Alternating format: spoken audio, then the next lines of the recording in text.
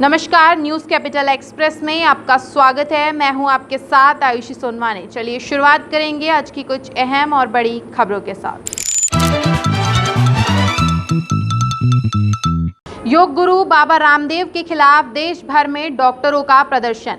AIIMS के डॉक्टरों ने भी किया विरोध प्रदर्शन। गृह मंत्री नरोत्तम मिश्रा का बयान, कहा भविष्य में कोरोना को लेकर अच्छी खबरें आने की उम्मीद है। चिकित्सा शिक्षा मंत्री विश्वास सारंग का बयान, कोरोना कर्फ्यू एवं अनलॉक के मद्देनजर अधिकारियों ने किया इलाके का मुआयना। पूर्व मंत्री पीसी शर्मा का बयान, कहा मौत के आंकड़े छुपा रही है सरकार। दलित युवक को प्यार करना पड़ा महंगा, जूते चप्पल के हार पहनाकर गांव भर में घुमाया। और अब खबरें विस्तार से। योग गुरु बाबा रामदेव के खिलाफ देश भर में डॉक्टरों का प्रदर्शन। एम्स के डॉक्टरों ने भी किया विरोध प्रदर्शन। बाबा रामदेव के विवादित बयान के बाद देश भर में डॉक्टरों द्वारा प्रदर्शन किए जा रहे हैं। 1 जून को डॉक्टरों द्वारा काली पट्टी बांधकर इलाज करते हुए देखा गया है। गृह मंत्री नरोत्तम मिश्रा का बयान, कहा भविष्य में कोरोना को लेकर अच्छी खबरें आने की उम्मीद है। कोरोना के क्षेत्र में अब अच्छी खबर मिल रही है। आशा और उम्मीद है लगातार उत्साहजनक खबर मिलती रहेगी। प्रसन्नता के बात है, एक्टिव केस अब 20,000 ही बचे हैं। वहीं रिकवरी रेट 95% हो गया है। साथ ही टेस्ट लगातार होते रहे, ये निर्देश दिए गए हैं सीएम के द्वारा। सने सने अनलॉक पूरा हो जाए, लेकिन जैसा मैंने कल कहा था, बाजार खुलने का इंतजार आप सब कर रहे हैं। बाजार खुलने का इंतजार कोरोना भी कर रहा है। इसलिए सावधानी में ही बुद्धिमानी है। असली परीक्षा अब है। इसलिए मैंने कहा था कि रोको टोको अभियान हम चलाएं और पूरी की पूरी सावधानी से रहें। एक कहावत है कि आजादी सबको अच्छी लगती है, लेकिन पिंजरे का दरवाजा अगर बिल्ली खोले तो पिंजरे में रहने में ही भलाई है। चिकित्सा शिक्षा मंत्री विश्वास सारंग का बयान, आज से अनलॉक की प्रक्रिया शुरू हुई है, लेकिन कोरोना अभी तक पूरा नहीं गया है। जनता से अपील है कि अपने परिवार का ख्याल रखें व कोरोना गाइडलाइन का पालन करें। हमारा फिर मानना है, इस तरह से हड़ताल करना मरीजों को ब्लैकमेलिंग करने जैसा है।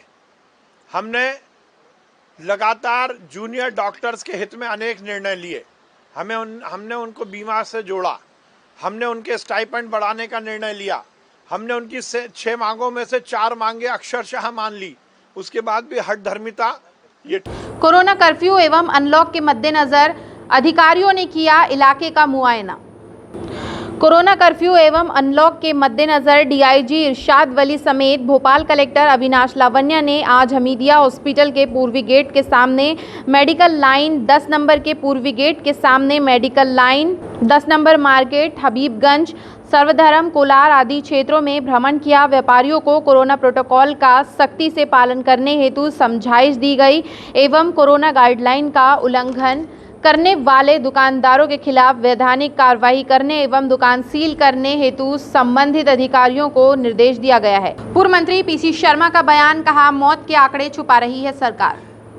पूर्व मंत्री पीसी शर्मा ने कहा कि WHO का मानना है कि मध्य प्रदेश में 8,02,100 अधिक कोरोना वायरस से मौत हुई है, लेकिन मध्य प्रदेश की सरकार यह आंकड़े छुपा रही है। मध्य प्रदेश सरकार सही आंकड़े क्यों नहीं बता रही है? पूर्व मंत्री पीसी शर्मा ने मीडिया से चर्चा के दौरान बताया कि कांग्रेस हाई कोर्ट तक यह बात लेकर जाएगी और जनता का पूरा हक जनता को दिलाएगी। नहीं हो रहा है, आगे की जो सुविधा है वो लोग कैसे? निश्चित तौर पर लोगों को सुविधा न दी जाए, इसलिए उस पे कोरोना से डेथ हुई है नहीं लिखा जा रहा है। दलित युवक को प्यार करना पड़ा महंगा, जूते चप्पल के हार पहनाकर गांव भर में घुमाया। मामला जबलपुर के चरगवा थाना अंतर्गत दामन खमरिया गांव का है, जहां एक दलित युवक को दूसरी जाति की लड़की से प्यार करना महंगा पड़ गया। किशोरी के परिजनों ने मामला पता चलने पर प्रेमी और उसके साथी को पकड़कर मुंडन करा, जूते चप्पल की माला पहनाकर मारपीट की, जिसका वीडियो अब सोशल मीडिया पर वायरल हो रहा है। उसकी घटनाक्रम ये है कि 22 तारीख को एक लड़का है राजकुमार डहरिया, इसके संबंध एक लड़की के साथ थे यादव समाज की, और उसने उसको भी अपना मोबाइल दे दिया था, जिसको जानकारी उसके परिवार को लगी।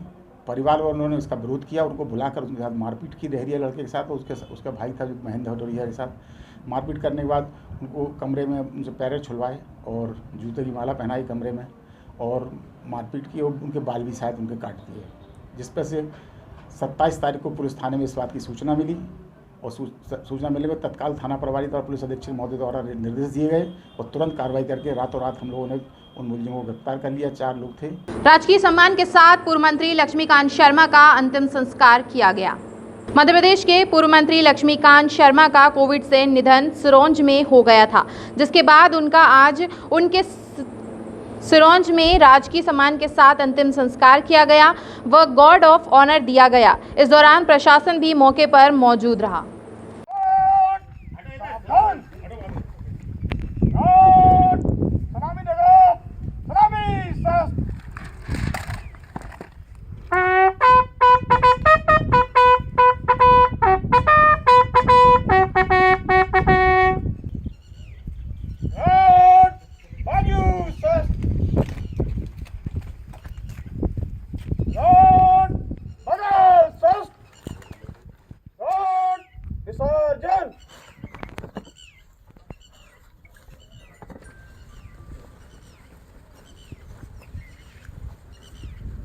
बावन दिन के लंबे कोरोना कर्फ्यू के बाद कल से अनलॉक होगा जबलपुर।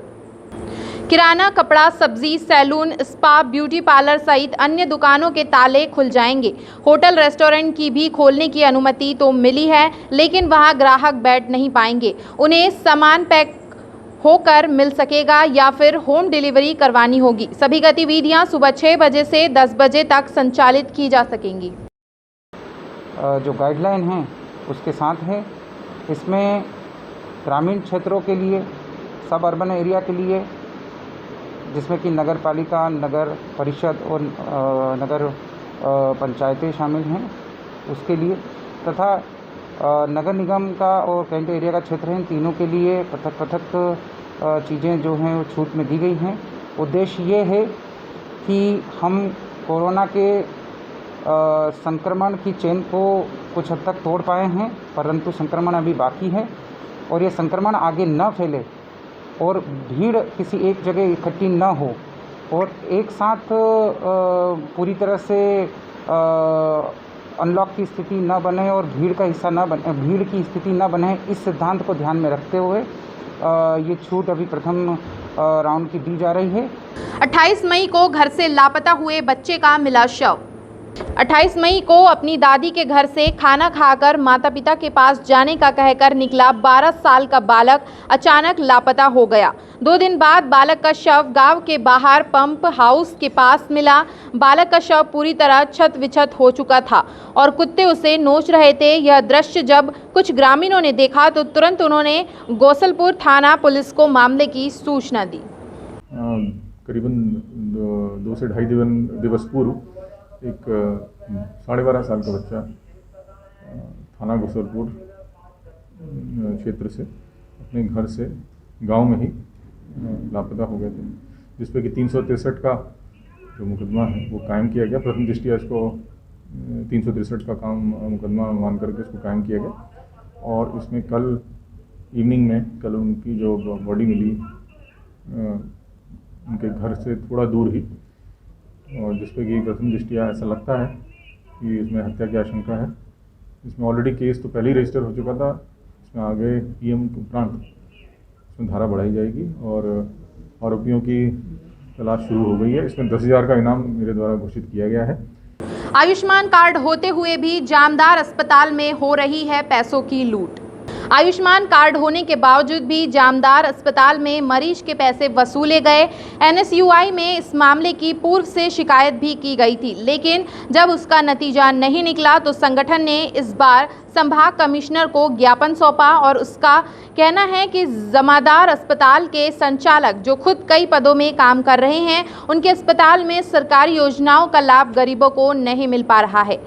बता दें, इस मामले में स्टिंग ऑपरेशन कर कलेक्टर और सीएमएचओ को शिकायत भी की गई थी, लेकिन कोई कार्रवाई नहीं हुई। संगठन ने कार्रवाई न होने पर उग्र आंदोलन करने की चेतावनी भी दी है। विगत 17 मई को जिस तरीके से जामदार अस्पताल के एक डॉक्टर के द्वारा एक आयुष्मान योजना के तहत इलाज करा रहे गरीब मरीज से 40,000 रुपये मांगे गए और सरकार के द्वारा अरबों खरबों रुपए की चलाई जा रही आयुष्मान योजना को जिस तरीके से रद्दी बताया गया, उसकी शिकायत, उसका वीडियो बनाकर उसकी शिकायत NSY के द्वारा पूर्व में कलेक्टर महोदय को की जा चुकी है, जिला चिकित्सा अधिकारी महोदय को की जा चुकी है और वहाँ के थाना में उनकी शिकायत दी जा चुकी है। लेकिन अभी तक क्या कारण है कि 12 दिन बीत जाने के, 2 सप्ताह से ज़्यादा समय बीत जाने के बावजूद भी जबलपुर का प्रशासन और पुलिस प्रशासन के द्वारा किसी भी प्रकार की कोई कार्रवाई संबंधित अस्पताल और डॉक्टर पर नहीं की गई।